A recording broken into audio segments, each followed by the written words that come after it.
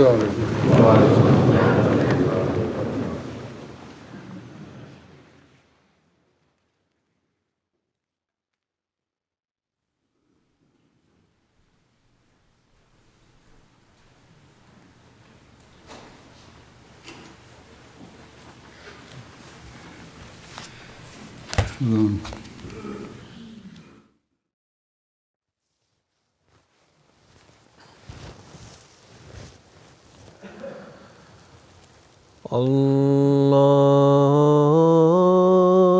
الله أكبر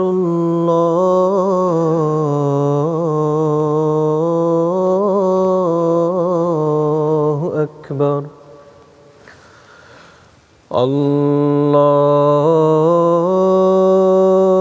الله أكبر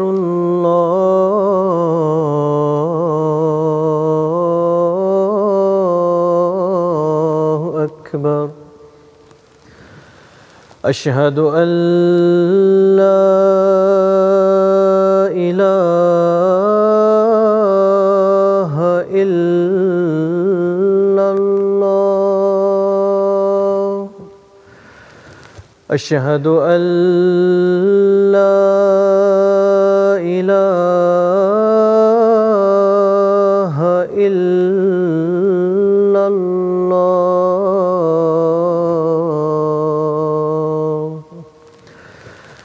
أشهد أن محمدًا رسول الله أشهد أن محمدًا رسول الله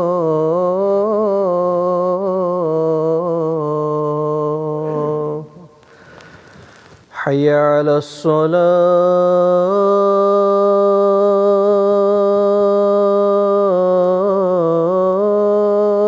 الصلاة حي على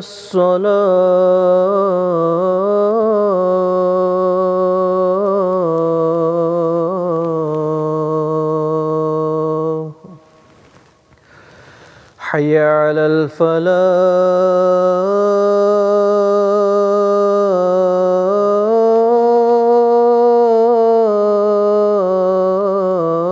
الفلاح حي على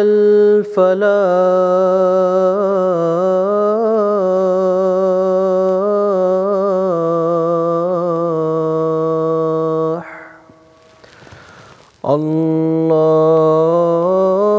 الله أكبر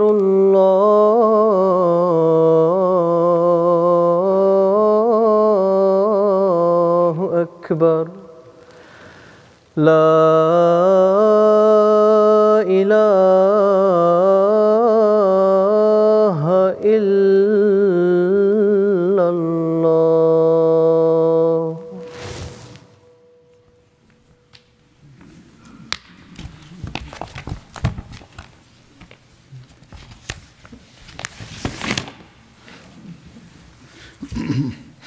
السلام عليكم ورحمة الله.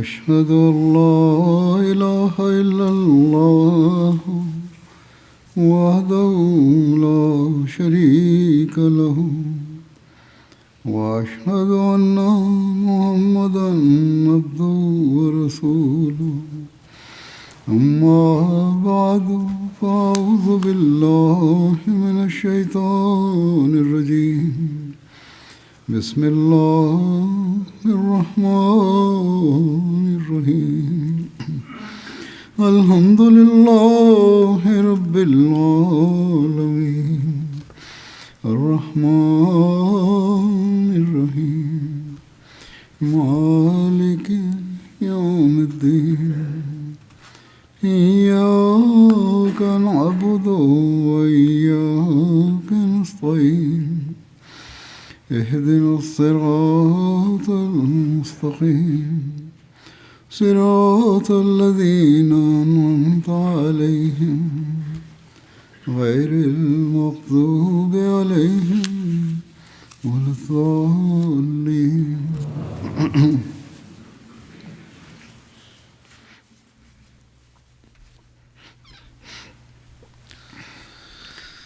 Pesan yang dibawa oleh Rasulullah Sallallahu Alaihi Wasallam memiliki tujuan untuk beriman kepada Tuhan yang Maha Esa, beribadah kepadanya, untuk menegakkan tauhidnya dan berupaya sekuat tenaga untuknya, serta menunaikan hak-hak hamba-hambanya, dan kemudian hidup sebagai satu umat yang bersatu, yang saling bersaudara. Akan tetapi, pada saat ini, meskipun mengakui bahwa kami mengucapkan kalimat syahadat dan kami beriman kepada la ilaha illallah Muhammadur Rasulullah, namun di antara mereka terdapat perpecahan dan tidak ada persatuan. Amal perbuatan mereka bukanlah seperti ajaran yang mereka yakini. Akhirnya, jika kita merenungkan keadaan dunia Muslim saat ini, maka keadaannya sangatlah memprihatinkan.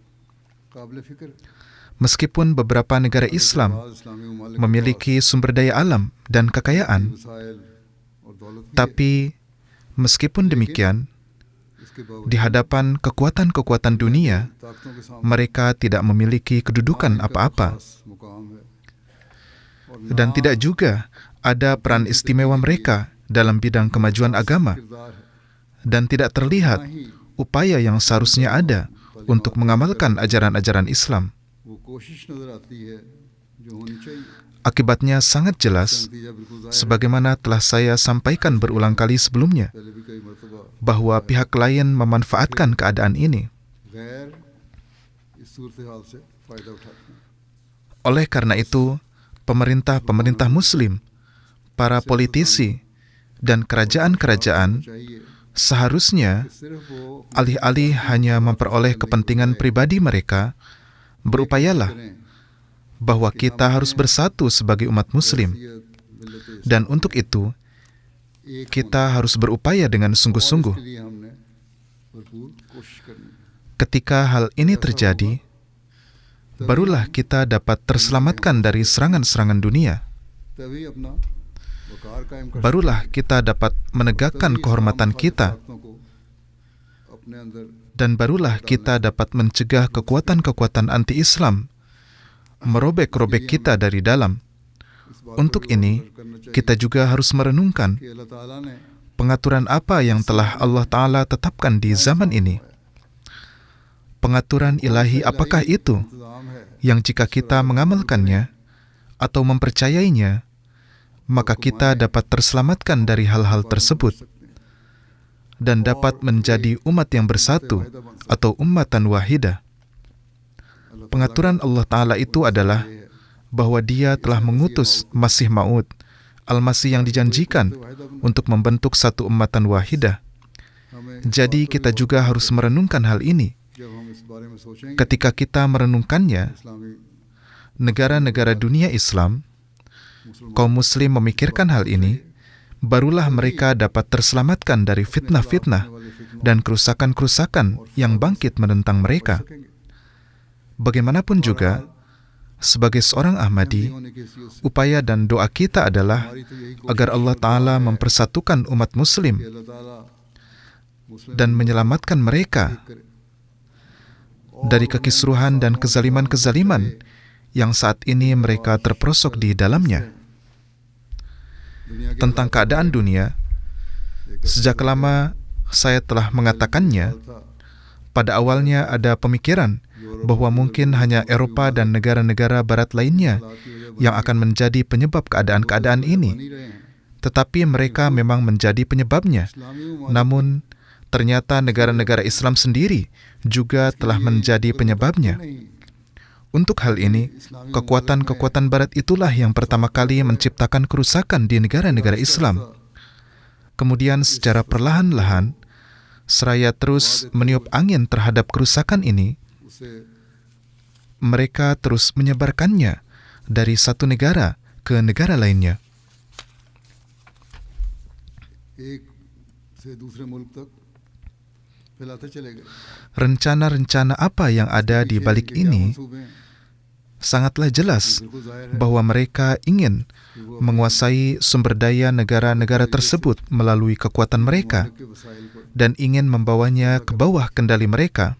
और उन्हें अपने ज़ेर इस्तेमाल लाना Meskipun beberapa negara Arab चाहिए। बाद अरब ममालिक memiliki kekayaan sumber daya, sebagaimana yang telah saya katakan sebelumnya, बावजूद tetapi meskipun demikian, kekuatan-kekuatan Barat ini telah menjadikan mereka berada di bawah kekuasaan mereka.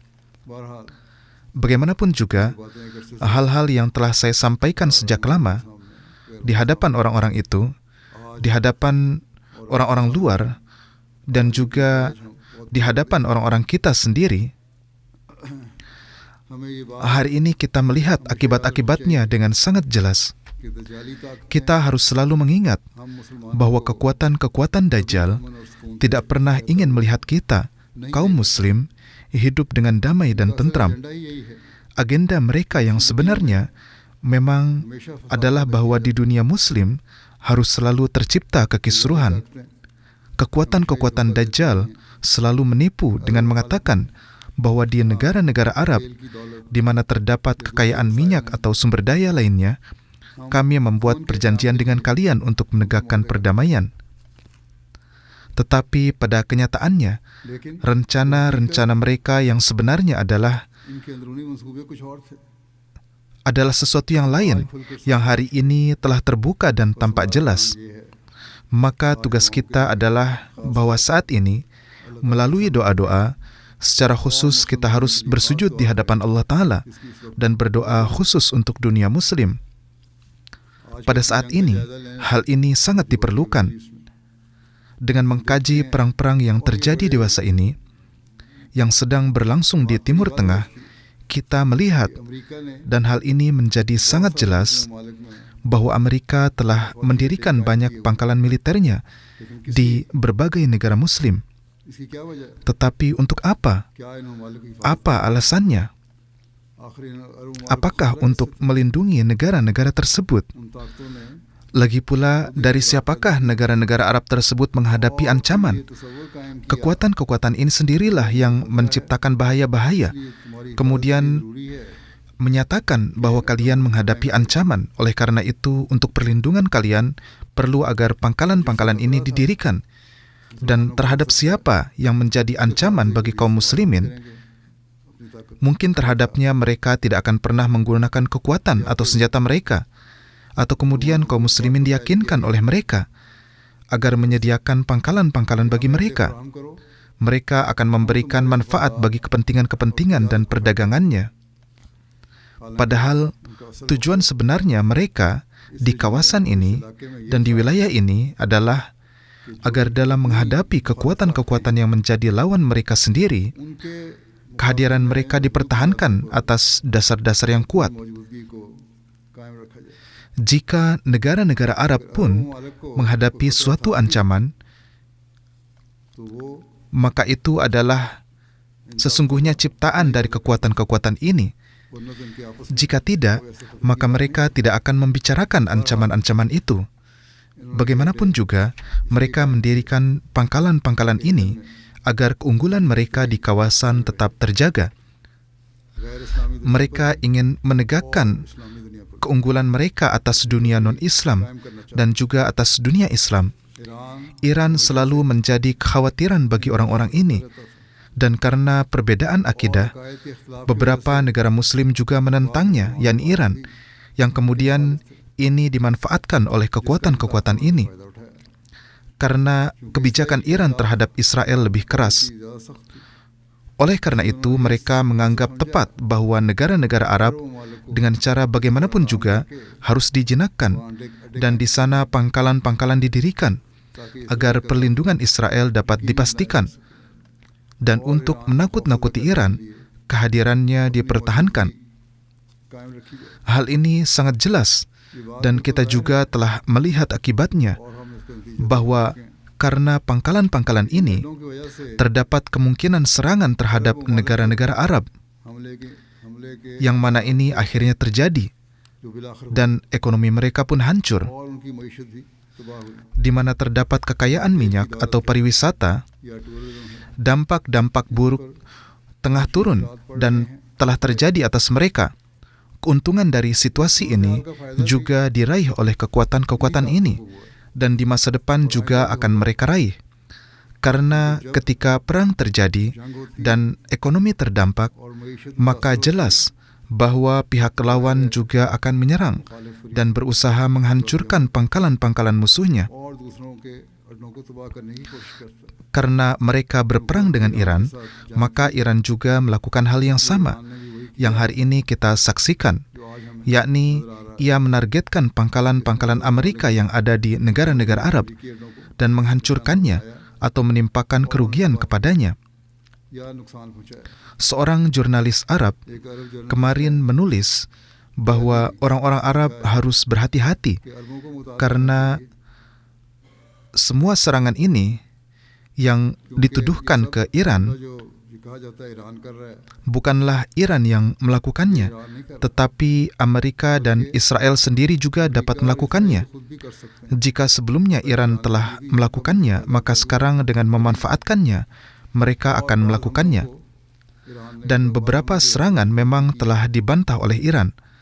Dan ia juga bahkan menulis sampai sejauh ini भी लिख दिया bahwa mungkin pada suatu waktu Amerika dan Israel akan keluar dari perang ini, जंग से निकल जाए dan akhirnya dunia Muslim दुनिया आपस में saling berperang satu sama lain, जिसको yang mana ini adalah yang mereka inginkan. Hazrat Khalifatul Masih Rabi rahimahullahu ta'ala juga telah memberikan peringatan ini selama perang Irak, फरमाई थी bahwa sekarang fitnah ini akan terus menyebar di dunia. फैलता चला जाएगा Seandainya saja dunia Muslim memahami hal ini. दुनिया इस बात को समझ Sekarang lihatlah, bersamaan dengan perang Irak, upaya juga dilakukan untuk menyebarkan ketidakamanan di negara-negara Muslim lainnya.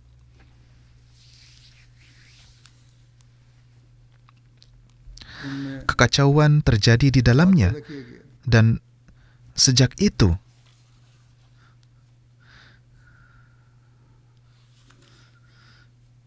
sejak itu ketidakamanan terus-menerus terjadi di negara-negara Muslim lainnya, मुसलसल बदमनी dan ini tidak dapat disangkal oleh से कोई siapapun. इनकार नहीं कर सकता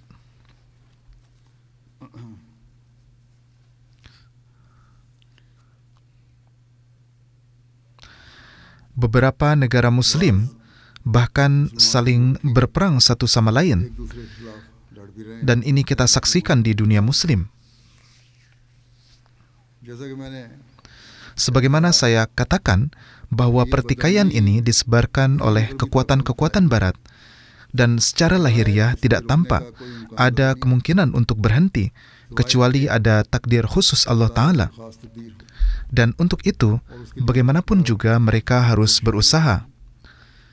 Bagaimanapun juga kita harus berdoa agar Allah Ta'ala melindungi dan menjaga dunia Muslim dari peperangan dan pertikaian ini. Dan dunia Muslim serta kaum Muslimin harus menjadi damai dan hidup sebagai saudara satu sama lain. और आपस में भाई भाई बन कर रहे हैं यही उनकी Inilah ajaran mereka इस्लामी तालीम है yang merupakan ajaran Islam, ना ये bukan कि वो एक दूसरे saling memenggal satu sama lain. बस Jadi inilah tugas kita, dan sejak lama kita berupaya bahwa kita harus menyadarkan kawan dan juga lawan दोनों को untuk menghentikan mereka dari kezaliman. रखने के लिए Kita harus memperingatkan mereka उनको होशियार karena kezaliman ini क्योंकि ये जुल्म sekarang semakin meningkat dari hari ke hari, बढ़ता जा रहा है sehingga tampak bahwa perang besar पैमाने पर dalam skala yang luas akan terjadi. Bahkan menurut beberapa analis Barat, भी तफसरा निगाह perang dunia telah dimulai. Saya pun mengatakan hal yang sama bahwa perang dunia telah dimulai. Tetapi jika sekarang juga dunia Muslim menggunakan akalnya, होश कर tersadar, bersatu, dan bersepakat satu sama lain, maka mereka masih dapat terlindungi dari fitnah-fitnah Dajjal. Jika kita mengamati dunia, maka saat ini bahaya yang dihadapi sangatlah besar. मैंने पहले भी कहा, Sebagaimana saya katakan sebelumnya, yakni setiap orang memiliki kepentingannya sendiri. Dan ketika इंसान कुछ और नहीं सोचता, keegoisan yang sangat ekstrim muncul, maka manusia sudah tidak dapat memikirkan apapun lagi. दुनिया में फसाद Dia hanya memikirkan tentang dirinya sendiri. अपना हक लेने से कम नहीं होगा. Maka kita harus melihat bahwa jika ingin mengurangi kerusakan di dunia, भी पड़ेगा. maka ini tidak akan berkurang hanya dengan mengambil hak sendiri, बात को समझ ले, melainkan harus memberikan hak juga. तो में मौजूद Jika dunia muslim memahami hal ini dan berkata kepada para pendukung mereka yang ada di negara-negara barat dan kekuatan-kekuatan besar bahwa untuk menegakkan perdamaian, kalian juga harus melepaskan sebagian hak kalian. सब कर रहे हैं Sekarang ini jangankan melepaskan hak, mereka sendiri sedang merampas hak-hak orang lain. Mereka harus diberitahu bahwa kalian juga harus bertindak dengan keadilan. Hanya dengan begitu kita dapat menegakkan perdamaian di dunia. Untuk itu, sebagaimana saya sampaikan, saya telah menarik perhatian orang-orang sejak lama. दुनिया के बारे में बहुत Orang-orang yang sama yang pada saat itu, setelah mendengar perkataan saya, kerap berkata, Anda berbicara hal-hal yang sangat menyedihkan tentang dunia, लोग खुद memiliki pandangan negatif bahwa dunia akan masuk dalam perang yang berbahaya. Saat ini orang-orang itu sudah mulai mengatakan sendiri, थे. और वही चीज beberapa tahun yang lalu hal yang kami anggap mustahil sekarang telah menjadi mungkin dan perang-perang telah dimulai. Para analis mereka sendiri yang berada di Amerika dan Eropa sekarang mulai menulis bahwa perang dunia telah dimulai. पहले मैंने कहा, और ये Sebagaimana yang telah saya katakan sebelumnya, तक ये लोग dan ini akan terus meningkat. मफादात के हसूल के लिए Dan selama orang-orang ini terus berusaha untuk mencapai kepentingan-kepentingan mereka yang keliru, tidak ada kemungkinan bahaya ini akan berkurang. दोनों तरफ को Ketika kerugian itu ada di kedua belah pihak, sekarang कहने को तो ये perang yang terjadi di Timur Tengah, secara lisan perang ini dimulai oleh Amerika dengan menyerang Iran. जानते तौर पर वार्निंग दी थी पहले. Tetapi Iran telah memberikan peringatan dengan jelas sebelumnya ममालिक में अमेरिका के जो अड्डे हैं bahwa jika kami diserang, maka pangkalan-pangkalan Amerika yang ada di negara-negara Arab और अब वो yang mereka bangun untuk tujuan tertentu dan sekarang mereka juga sedang mencapai tujuan tersebut, kami akan menyerang pangkalan-pangkalan tersebut. जंग शुरू हुई, Iran telah mengatakan dengan jelas. Kemudian ketika perang dimulai, maka Iran pun dibom. Kota-kota mereka dihancurkan. Orang-orang yang tidak bersalah dan anak-anak dibunuh. रूहानी leader Tempat tinggal pemimpin rohani mereka diserang. Dan kehidupan sebagian anggota keluarga mereka itu के diakhiri. अक्सर अफराद खानदान की जिंदगी का खात्मा किया गया. Kekuatan-kekuatan ini beranggapan dan meneriakkan slogan-slogan bahwa mereka akan mengakhiri rezim ini. फिर ईरानियों को Lalu orang-orang Iran akan mendapatkan kebebasan. Tetapi apa pengaruh yang sebenarnya ditimbulkan dari hal ini? Mereka yang sedikit banyak juga merupakan penentang sebelumnya, वो भी sekarang justru berpihak kepadanya. Dan karena serangan itu, pemimpinnya yang bernama Khamenei Sahib lantas diberi kedudukan syahid. इनका Dan तो शहादत का मुकाम karena kedudukan syahid ini, और इस शहादत के मुकाम kehormatannya di tengah bangsanya semakin meningkat. Anak-anak beliau juga dibunuh. Seluruh keluarganya dibunuh. Maka kezaliman yang terjadi ini bukannya mengubah rezim, tetapi justru penghormatan terhadapnya yang semakin meningkat. इज्जत और एहतराम और ज्यादा बढ़ गया है.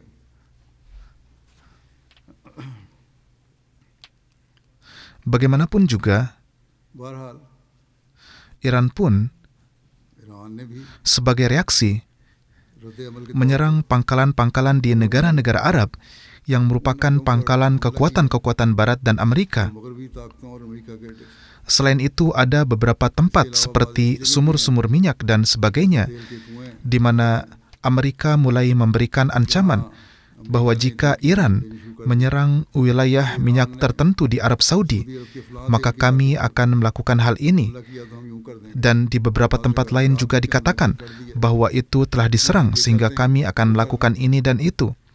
Atas hal ini, Iran dengan jelas menjawab bahwa mereka tidak menyerang tempat-tempat seperti itu dan tidak memiliki niat seperti itu. ini adalah satu tipu muslihat lagi untuk menimbulkan kebencian di antara hati sesama kaum muslimin. Peperangan memang sudah terjadi sejak awal. Ini hanyalah upaya untuk lebih menyulut kebencian-kebencian tersebut dengan mengatakan demikian. Dan sebagaimana sebelumnya saya telah membacakan pernyataan seorang jurnalis, ia mengatakan bahwa mungkin saja mereka sendiri menimbulkan kerusakan dan menuduh nama Iran. Sebagaimana telah saya sampaikan, dalam keadaan seperti ini, dunia Muslim harus mengambil langkah dengan sangat hati-hati. Kita, kaum Ahmadi, meskipun kita itu merasakan simpati yang sangat mendalam, kita tidak berdaya. Kita tidak dapat melakukan apa-apa kecuali memperingatkan mereka, mendoakan mereka, dan berupaya menjelaskan bahwa apa yang sedang terjadi adalah keliru. Pemerintah Muslim sekarang juga harus menyadari dan tidak hanya mementingkan kepentingan negara mereka sendiri, tetapi utamakanlah kepentingan umat Muslim dan jangan sampai melakukan pengkhianatan dalam bentuk apapun. Dengan ini, maka hingga batas tertentu masih dapat diselamatkan. Negara-negara Arab di Timur Tengah, meskipun sebagian dari mereka memiliki kekayaan minyak, namun mereka tidak memiliki kemampuan pertahanan dan industri mereka pun tidak berkembang. Hanya dengan kekayaan minyak atau di beberapa tempat hanya dengan memajukan dan mengembangkan pariwisata, ini tidak dapat mencapai kemajuan. Ketergantungan mereka sepenuhnya pada dunia barat dan kekuatan-kekuatan barat, sebagaimana telah saya katakan bahwa dengan memanfaatkan kelemahan mereka inilah, kekuatan-kekuatan barat telah mendirikan pangkalan-pangkalan mereka di sana. Kemudian ketika perang melawan Iran dimulai, maka Iran juga memulai serangan terhadap negara-negara Arab. Bukan serangan terhadap negara-negara Arab, tetapi serangan dilakukan terhadap pangkalan-pangkalan Amerika. Namun sekarang, kesan yang diberikan kepada negara-negara Arab adalah bahwa kalian yang diserang. Sebagaimana telah jelas, sekarang perang ini telah mengambil bentuk yang mengerikan. Dari pihak Iran, rudal-rudal diluncurkan. Untuk mencegatnya, Amerika telah membangun sistem pertahanan mereka. Namun para analis sekarang menulis bahwa jika Iran meluncurkan satu rudal seharga $50.000, maka biaya yang dikeluarkan untuk menghancurkannya, rudal-rudal yang menangkalnya adalah senilai beberapa juta dolar. Beberapa analis bahkan menulis bahwa dari segi ekonomi, Amerika mengalami kerugian. Namun ini hanyalah suatu pemikiran. Kekuatan-kekuatan ini sejak awal sudah memperhitungkan segala sesuatunya dan mengambil penilaian menyeluruh. Mereka telah memilih semua ini. Dan saya tidak berpikir bahwa kekuatan-kekuatan ini akan benar-benar menanggung kerugian ini pada diri mereka sendiri.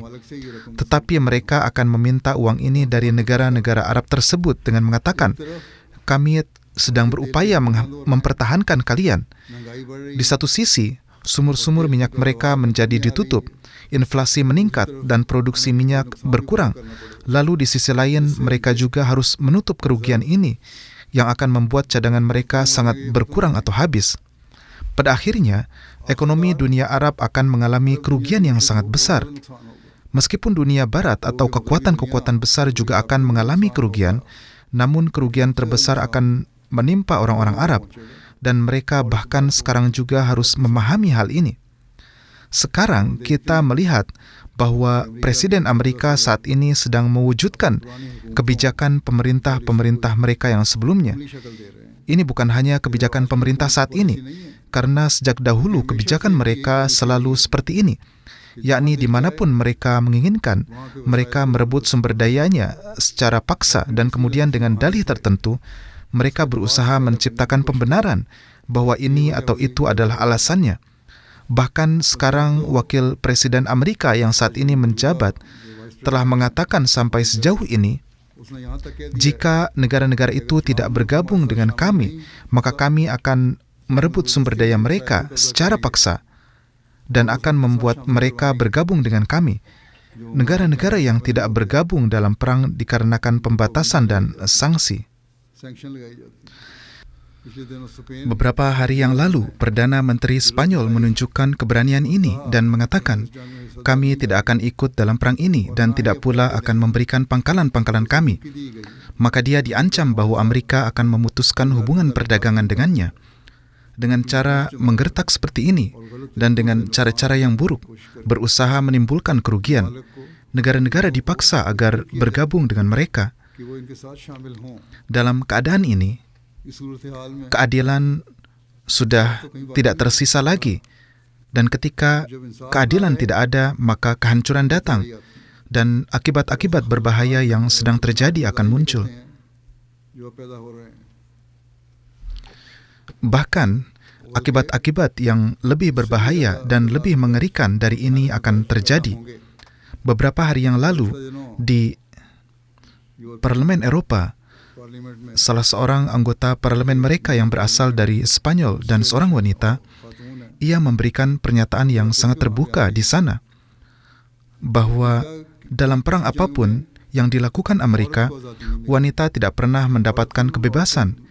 Dia adalah seorang wanita, sehingga dia mengangkat isu wanita. जो ये दावा Karena katanya Amerika mengaku, kami berperang untuk kebebasan wanita Iran. Maka ini semua adalah kebohongan. Dan wanita Iran tidak akan pernah mendapatkan kebebasan dari ini. Dan Amerika tidak pernah berperang untuk kebebasan wanita dimanapun. किसी औरत की आज़ादी की Dan tidak pula mereka pernah berhasil memberikan kebebasan kepada para wanita. इसके लिए Bagaimanapun juga, kesimpulannya adalah bahwa di बहरहाल negara-negara ini, ऐसा ये है meskipun Amerika memang sudah memiliki monopoli sampai batas tertentu sejak sebelumnya, लेकिन अब इसमें tetapi sekarang dengan memasukkan Israel secara terang-terangan, monopoli ini sedang diperkuat. मजबूत तर किया जा रहा है Negara-negara Arab dan Islam tidak memahami इस्लामी ममालिक bahwa dengan kekerasan, की ज़बरदस्ती intimidasi, dan cara-cara yang keji dan tipu daya Dajjal, kita sedang dijebak di suatu tempat dengan sedemikian rupa di mana kita berperang dengan sesama negara Muslim. अपने ही एक मुसलमान मुल्क से Orang-orang Muslim sedang diadu dengan orang-orang Muslim lainnya. लड़ाया जा रहा है Bagaimanapun juga, sekarang Rusia dan रूस Tiongkok juga sedang membentuk blok mereka. और ये बात Dan hal ini jelas bahwa blok-blok yang sekarang sedang dibentuk akan bertambah di masa depan atau akan mengalami perluasan dan akan terus terbentuk lebih banyak lagi dan akan menjadi kuat. मैदान बनी रही Dunia Islam sekarang akan tetap menjadi medan perang karena mereka memiliki sumber daya yang ingin dikuasai oleh orang-orang ini. काश मुसलमान Seandainya orang-orang Muslim memahami hal ini dan menggunakan akal pikirannya. ये कहते हैं यानी Sekarang Amerika dan sekutu-sekutunya mengatakan, kami menyerang Iran karena ia memiliki niatan tertentu. Jika dia melakukan itu, maka akan terjadi begini. Dia membuat bom atom atau akan terjadi hal seperti itu. करके Artinya hanya dengan menciptakan suatu anggapan, perang pun dimulai. Yakni jika hal ini terjadi, maka akan terjadi begitu. Ini adalah hal yang sungguh dipaksakan.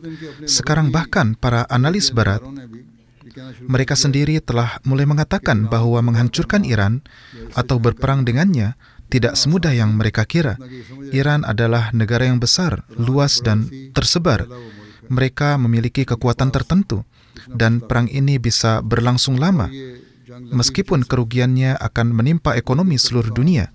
पूरी दुनिया की Tetapi dampaknya akan sangat besar terhadap dunia Muslim. दुनिया पर इसका असर बहुत ज्यादा होगा Akan tetapi hal yang paling besar dan menyedihkan adalah bahwa dalam hal ini darah Muslim ditumpahkan oleh Muslim sendiri. उनका खून बहा रहा है Bagaimanapun kaum Muslim harus takut kepada azab Allah Ta'ala. Ratusan anak-anak dibunuh, ratusan orang yang tidak bersalah dibunuh. Jika kita melihat ke negara-negara barat, para jurnalis di sana mulai menulis bahwa jika terjadi serangan kepada Israel atau Amerika atau di negara barat manapun, dan di sana anak-anak terbunuh, maka kolom demi kolom akan ditulis di surat kabar dan akan terus ada selama beberapa hari. Tetapi di sini, sebuah sekolah dibom dan ratusan anak-anak dibunuh. Namun tidak ada seorang pun di sana yang mengatakan apa-apa. Sebelumnya mereka melakukan ini di Palestina dan sekarang hal yang sama terjadi juga di Iran. कि इनके नजदीक Tampaknya, menurut mereka, nyawa seorang Muslim tidak memiliki nilai apapun. Bagaimanapun, semoga Allah Ta'ala memberikan pemahaman kepada kaum Muslim agar mereka menggunakan akal dan berusaha menyelesaikan masalah dengan duduk bersama. Ketika mereka adalah orang-orang yang mengaku bertauhid, maka mereka harus bersatu untuk menegakkan tauhid. Tidak ada perlunya menciptakan pertengkaran dengan dasar hanya tuduhan-tuduhan dan mengatakan bahwa pertikaian meningkat karena akidahnya si fulan. Terkadang pertikaian memang meningkat karena akidah-akidah, dan ini adalah hal yang umum dan lumrah terjadi. Perselisihan internal di antara kaum muslim juga terjadi karena alasan ini. Padahal Rasulullah SAW begitu berhati-hati dan begitu penuh kasih sayang, sehingga ketika para sahabat terkadang menyebut di hadapan beliau bahwa seseorang adalah munafik, beliau bersabda, selama dia mengucapkan la ilaha illallah, aku tidak dapat mengatakan apapun kepadanya, dan kalian pun jangan menyebutnya munafik. Jadi, bertengkar karena hal-hal kecil sebenarnya adalah hal yang merugikan diri sendiri. Semoga Allah Ta'ala juga memberikan pemahaman kepada dunia muslim mengenai hal ini. Semoga mereka sekarang juga memahami dan tidak berbalik melawan Iran hanya karena perbedaan keyakinan. Islam datang untuk menegakkan tauhid. Oleh karena itu, upaya untuk ini harus dilakukan. Janganlah menganggap kekuatan-kekuatan besar sebagai Tuhan kalian, karena kekuatan yang kekal hanyalah milik Allah Ta'ala. Jika kekuatan-kekuatan besar ini dianggap sebagai segalanya, maka orang-orang ini satu persatu akan menguasai seluruh dunia Islam, dan pemerintahan-pemerintahan yang ada pun akan berakhir. Maka sekarang masih ada waktu. Perlu untuk sadar. Condongkanlah diri kepada Allah Ta'ala. Orang-orang duniawi ini telah merusak kedamaian dan ketentraman dunia, dan khususnya kedamaian dan ketentraman dunia muslim, dan mereka akan terus melakukannya di masa depan. Dalam Al-Quran Allah Ta'ala berfirman, wa in ta'ifatani minal mu'minin iqtatalu fa aslihu bainahuma fa im bagat ihdahuma 'alal ukhra faqatilul lati tabghi hatta tafi'a ila amrillah fa in fa'at fa aslihu bainahuma bil adli wa aqsitu innallaha yuhibbul muqsitin.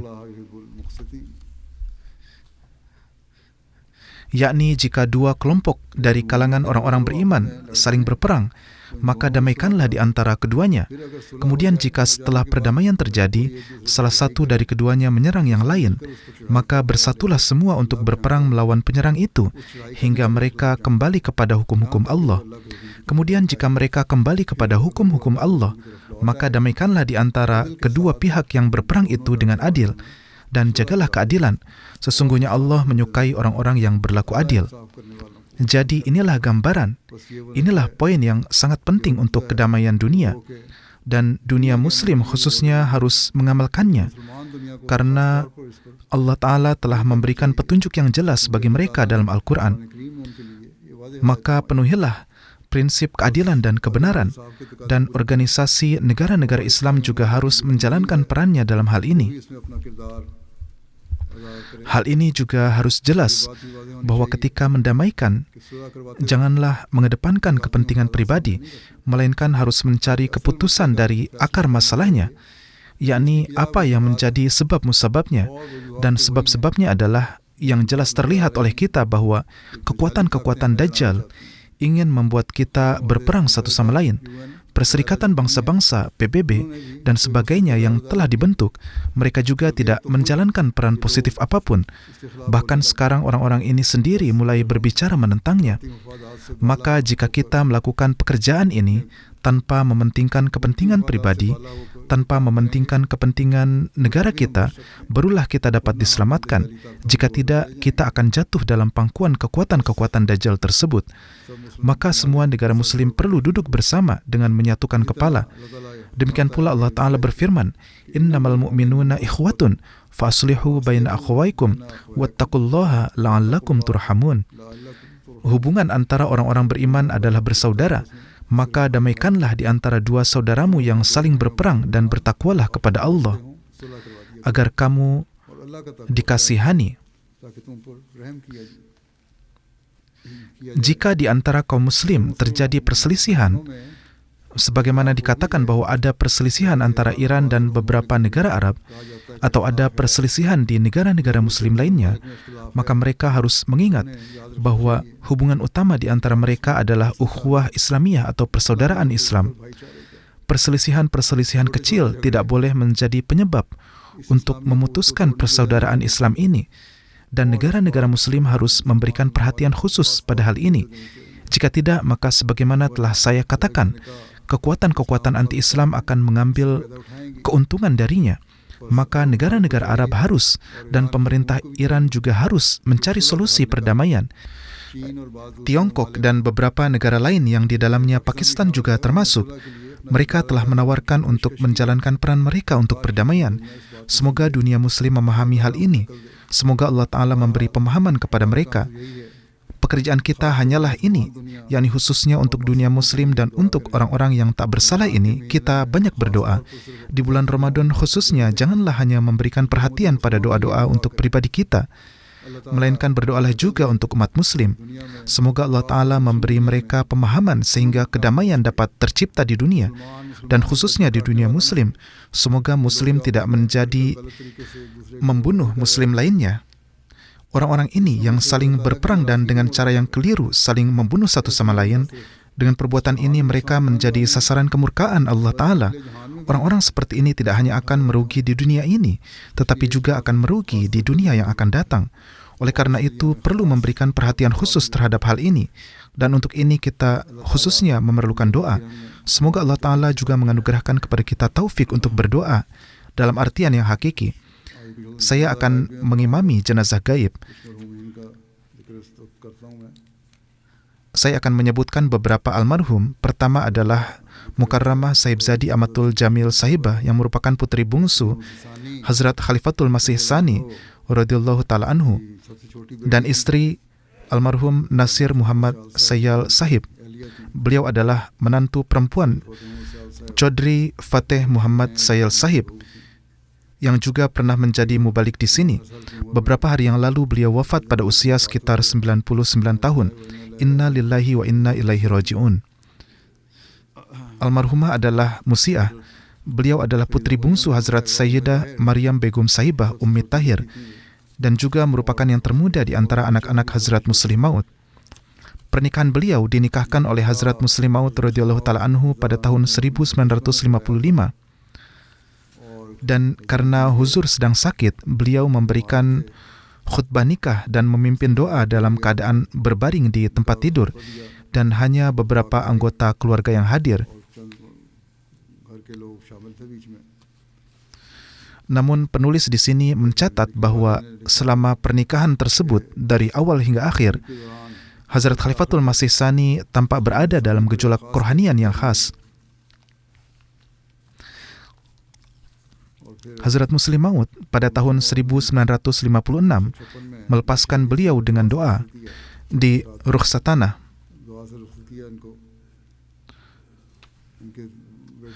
Beliau memiliki 4 anak. Satu putra, Zair Mustafa, adalah putra pertama mereka yang telah mereka berikan kepada saudari mereka, Sahibzadi Amatul Qayyum Sahibah, yang membesarkannya sejak kecil. Putrinya adalah Yasmin Malik yang berada di Kanada. Kemudian Sadia Ahmad yang tinggal di sini di Inggris. Kemudian Sofia Ahmad yang berada di Rabuah. Beliau adalah istri Nazir Khidmat Darweshan, Mirza Samad Ahmad. Almarhum Nasir Muhammad Sayyal Sahib adalah wakaf zindagi.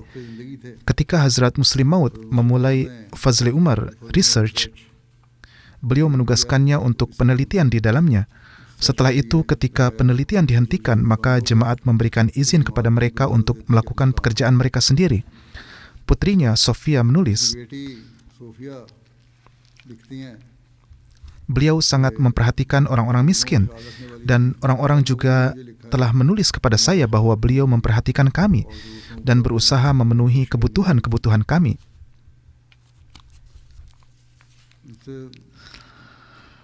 Dari masa kecil beliau, ada beberapa peristiwa dengan Hazrat Muslim Maud. Ada beberapa mimpi Hazrat Muslim Maud yang menyebutkan tentang beliau. Dengan penyebutan beliau, maka beberapa sejarah yang lama pun tertulis. Satu peristiwa di rumah tangga yang beliau sendiri sebutkan mengenai Hazrat Muslim Maud tentang ketaatan pada prinsip dan betapa beliau menghargai para pengkhidmat karyawan di jemaat, yakni sepatu Hazrat Muslim Maud yang diletakkan di luar suatu saat dibersihkan oleh seorang pengkhidmat. Lalu almarhumah juga meletakkan sepatunya di sana. Hazrat Muslim Maud kemudian mengambil sepatu itu dan membawanya masuk, lalu bertanya, sepatu siapa ini? Beliau sedang dalam keadaan marah saat itu. Karena tidak ada yang menjawab, akhirnya beliau berkata, baiklah, katakan saja ini sepatu siapa. Saya tidak akan mengatakan apa-apa. Padahal sebenarnya beliau adalah seorang yang sangat disayangi oleh Hazrat Muslim Maud. Akhirnya menjawab, itu sepatu saya. Hazrat Muslim Maud kemudian bersabda, mulai sekarang jika kamu sendiri tidak dapat memolesnya, maka berikan saja kepada saya, tetapi jangan meminta seorang khadim jemaat untuk memolesnya. Bagaimanapun, beliau adalah seorang yang dawam bersedekah dan sangat memperhatikan orang-orang miskin. Putri beliau menuturkan, ketika saya mengeluarkan catatan-catatan lama beliau dari buku-buku, terdapat banyak sekali pengeluaran yang secara jelas tertulis untuk membantu orang-orang miskin. Ketika beliau berusia 7 tahun, ibu beliau Hazrat Maryam, yakni Ummi Tahir Sahibah, wafat. Hazrat Muslim Maud menulis, ketika kami membawa jenazah almarhumah ke rumah Syekh Basir Ahmad Sahib, saya melihat seorang anak perempuan kecil, yakni Amatul Jamil, yang sangat disayangi, baik oleh beliau maupun oleh saya. Usianya saat itu baru 7 tahun. Ia menangis sambil menjerit-jerit, ibuku, ibuku. Saya kemudian mendekati anak itu dan berkata kepadanya, Jami. Kami biasa memanggilnya Jami sebagai tanda kasih sayang. Hazrat Muslim Maud bersabda, saya berkata kepadanya, ibumu telah pergi ke rumah Allah Ta'ala. Di sana ia akan mendapatkan lebih banyak ketenangan. Dan memang itulah kehendak Allah Ta'ala. Sekarang ia telah pergi ke sana. Lihatlah, Rasulullah SAW telah wafat. Kakekmu juga telah wafat. Apakah ibumu lebih besar daripada mereka? Kemudian Hazrat Muslim Maud bersabda, semoga naungan Tuhanku tidak terpisah dari anak ini, walaupun hanya 1 menit. Setelah kalimat saya ini, sejak saat itu sampai sekarang, ia tidak pernah lagi menjerit menangisi ibunya. Begitu mendengar kalimat tersebut, ia langsung menjadi tenang sama sekali. Bahkan, pada keesokan harinya ketika waktu pemakaman tiba dan kakaknya yang lebih besar menjerit karena sangat terpukul hingga jatuh pingsan, maka Jimmy mendatangi istri saya yang lebih muda, yakni Maryam Siddiqah Sahibah. Anak-anak biasa memanggil Hazrat Maryam Siddiqah Sahibah dengan sebutan Choti apa. Lalu ia berkata kepadanya, Choti apa? Kakak benar-benar seperti orang gila. Padahal ayah telah mengatakan bahwa dalam wafatnya ibu terdapat kehendak Allah Ta'ala, tetapi ia masih saja menangis. Kemudian Hazrat Muslim Maud bersabda, wahai Tuhanku, anak kecil yang demi keridoanmu tidak meratapi kematian ibunya ini, apakah engkau tidak akan melindunginya dari setiap kesedihan di alam yang akan datang?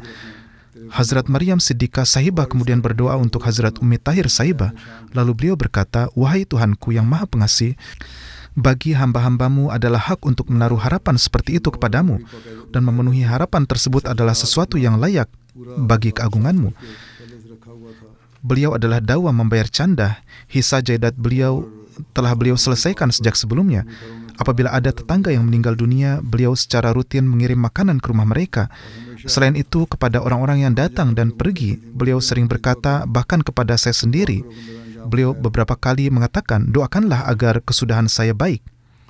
Cucunya Nusrat mengatakan bahwa neneknya sudah bersiap-siap bahkan sebelum waktu sholat tiba, lalu duduk menunggu dengan penuh kegelisahan sambil menantikan waktunya. Beliau memanjatkan doa-doa yang panjang, yakni saat sholat. Bahkan beliau membuat sebuah daftar berisi nama-nama orang yang harus didoakan. Ia berkata bahwa ketika masih kecil, pada masa kanak-kanaknya, ia sering merasa takut ketika mendengar doa-doa neneknya yang panjang dan penuh tangisan. Hadi Ali Sahib menulis, sebagaimana telah saya sebutkan, ada beberapa kenangan lama yang juga berkaitan dengan beliau, juga beberapa peristiwa, bahkan sebagian ru'ya.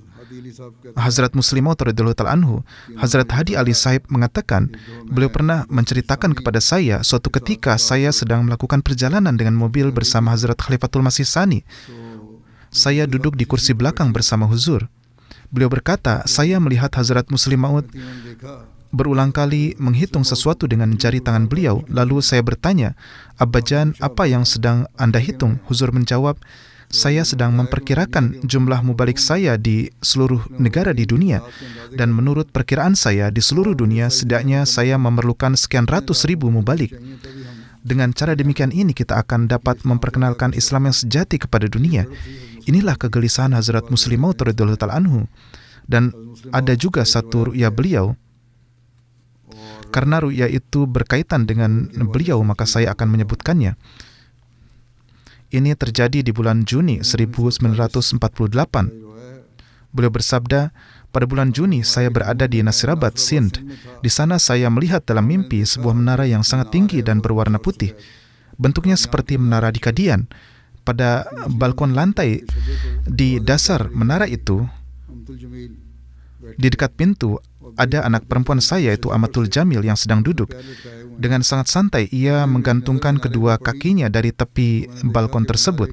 Tiba-tiba pandangan saya tertuju kepada menara itu. Saya melihat bahwa dari pintu di lantai paling atas, atau tepatnya dari pintu lantai di bawahnya, ada seekor ular yang sangat besar. Ular itu panjangnya beberapa kaki, bahkan beberapa yard, dan tebalnya sekitar 1,5 kaki. Warnanya hijau. Ular itu mengeluarkan kepalanya dari pintu dan bergerak menuju lantai di bawahnya. Dengan cara demikian, ia datang dari lantai atas lalu turun ke lantai berikutnya di bawah. Kemudian, karena riwayatnya panjang, ular itu terus bergerak hingga sampai dari lantai yang paling bawah. Kemudian ia mengarah menuju atap lantai bawah tersebut. Hazrat Muslim Maud bersabda, "Pada saat itu terlintas dalam hati saya bahwa Amatul Jamil sedang duduk di dekat pintu di bawah. Jangan sampai ular itu berbalik lalu menggigitnya. Pada saat yang sama, saya juga takut bahwa jika anak itu bergerak, ia mulai terjatuh dan terluka. Lalu saya memanjatkan doa kepada Allah Ta'ala dengan penuh kerendahan hati. Doa itu masih saya ingat. Allahumma a'izha li walil jama'atil ahmadiyati wali gurabaiha. Wahai Tuhan kami, selamatkanlah dia dari bala bencana ini demi aku, demi Jemaat Ahmadiyah, dan demi para gurabanya." Hazrat Muslim Maud kemudian menulis, dalam bahasa Arab, guraba berarti musafir, sedangkan dalam bahasa Urdu, guraba berarti orang-orang miskin. Allah Ta'ala lebih mengetahui apakah ini adalah perumpamaan bahasa Urdu atau bahasa Arab. Bagaimanapun beliau bersabda, saya terus memanjatkan doa. Lalu saya melihat bahwa Amatul Jamil dengan sendirinya merasakan adanya bahaya sehingga ia mulai bergeser. Sedikit demi sedikit, terus bergeser sehingga menjauh dari pintu itu. Sementara itu, ular turun dari pintu tersebut dan bergerak menuju ke arah Jamil. Namun karena ia sudah berada agak jauh, maka ular itu tidak mengejarnya dan turun ke tanah. Beliau bersabda, ru'ya ini secara lahiriah sangat diberkati bagi anak tersebut karena di dalamnya terdapat doa. Anak itu selain menjadi penyejuk hati bagi saya, juga akan bermanfaat bagi jemaat dan bagi para guraba. Wallahu alam. Semoga Allah Ta'ala menganugerahkan maghfirah dan rahmat kepada beliau. Jenazah kedua yang hendak disebutkan adalah Dr. Rashid Ahmad Khan Sahib dari Belanda, yang merupakan putra Mukarram Nizamuddin Sahib. Beberapa hari yang lalu beliau wafat di usia 91 tahun. Inna lillahi wa inna ilaihi raji'un. Dengan karunia Allah Ta'ala, beliau adalah seorang musi. Beliau meninggalkan 4 orang putra dan 4 orang putri. Ayah Dr. Rashid Sahib, yaitu Nizamuddin Sahib, adalah adik Dr. Fatihuddin Sahib, mantan Amir Provinsi Sarhad atau perbatasan. Melalui beliau inilah Ahmadiyah masuk ke dalam keluarga mereka. Pada suatu waktu Hazrat Masih Maud alaihissalatu wassalam menyampaikan sebuah ceramah di Ludhiana. Pada saat itu Fatihuddin Sahib masih bersekolah. Para guru di sekolah dengan tegas melarang para siswa dan berkata, jangan sekali-kali pergi ke sana untuk mendengarkan pidatonya. Ia adalah seorang penyihir, na'udzubillah, dan akan mempengaruhi kalian. Seperti tuduhan yang sejak dahulu selalu dilontarkan kepada para nabi, para maulwi pun menuduhkan hal yang sama kepada Hazrat Masih Maud alaihissalatu wassalam.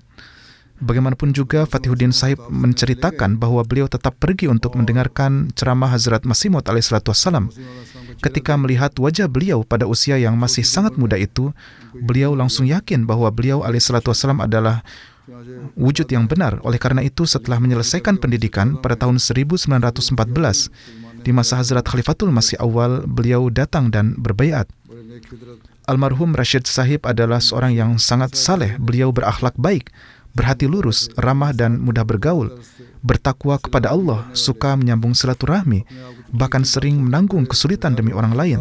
Beliau juga sangat pemberani, sangat mencintai khilafat, serta siap sedia untuk memberikan setiap pengorbanan kapanpun diperlukan. Beliau biasa menyantuni orang-orang miskin dan membantu orang-orang yang membutuhkan, serta melakukannya tanpa memberitahu siapapun. Banyak mubayyin baru yang terhadap mereka para penentang membuat tuduhan dan perkara palsu. Untuk menjamin mereka di pengadilan pun, beliau sering datang membantu. Beliau juga pernah menjadi anggota Furqan Force.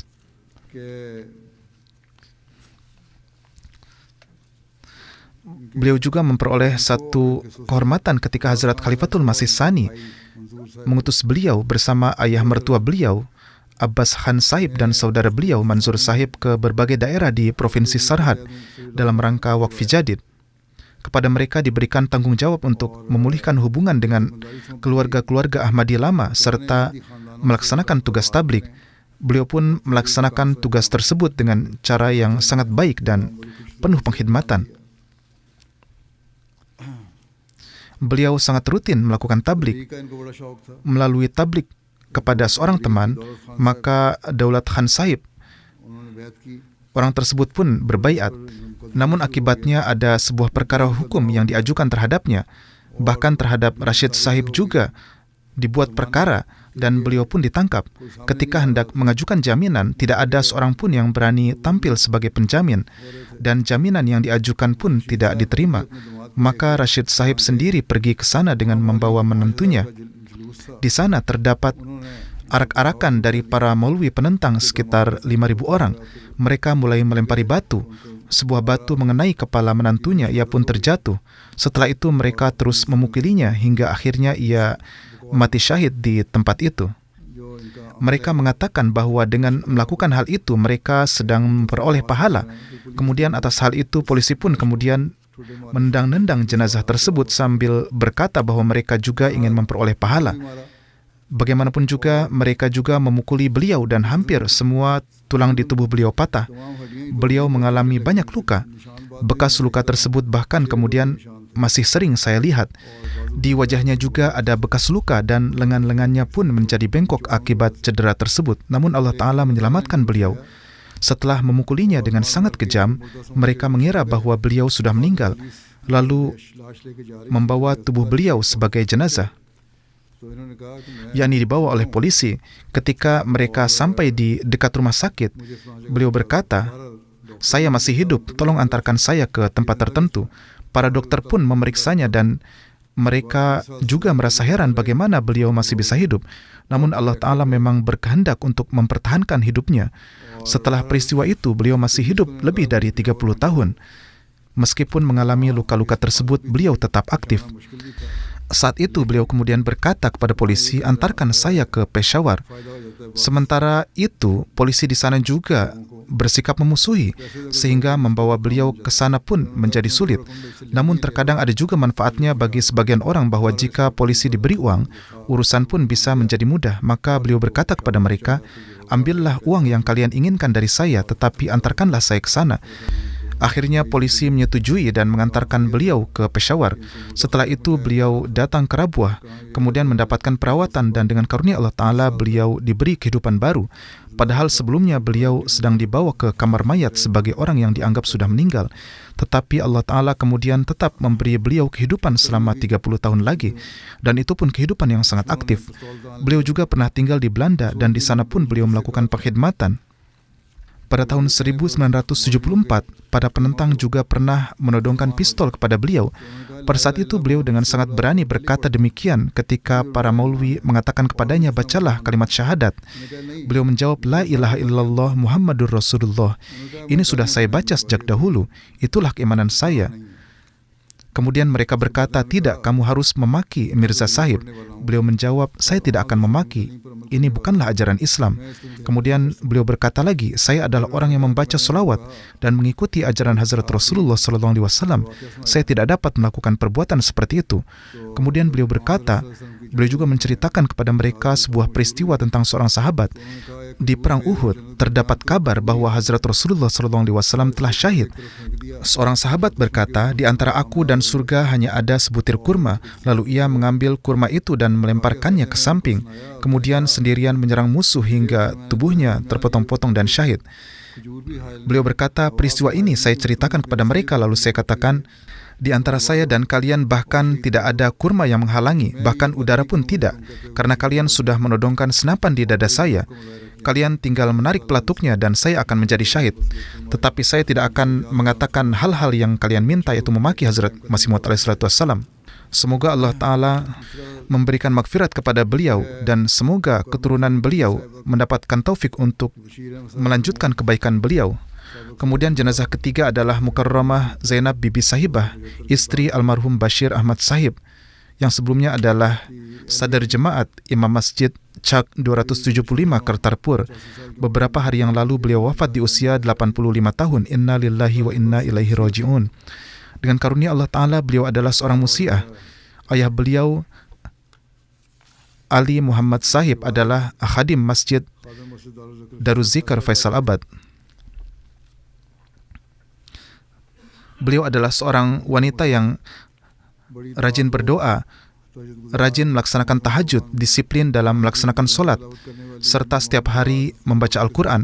Beliau juga sangat memuliakan tamu dan seorang wanita yang berfitrat baik, yang memiliki kecintaan yang mendalam kepada khilafat. Beliau secara teratur mendengarkan khutbah Jumat, bahkan sering memanggil anggota keluarganya untuk berkumpul agar dapat mendengarkan bersama-sama. Di antara mereka yang ditinggalkan adalah 3 orang putra dan 4 orang putri. Beberapa cucu beliau adalah wakaf zindagi. Salah satu putranya, Tahir Ahmad Saifi Sahib, adalah mubalik yang bertugas di Lusaka, Zambia.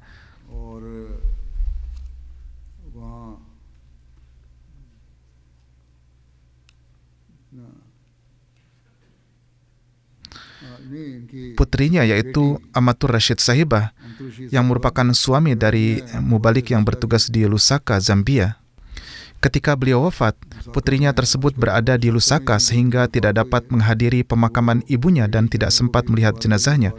Semoga Allah Ta'ala menganugerahkan kesabaran kepada keluarganya dan memperlakukan almarhumah dengan ampunan serta rahmatnya.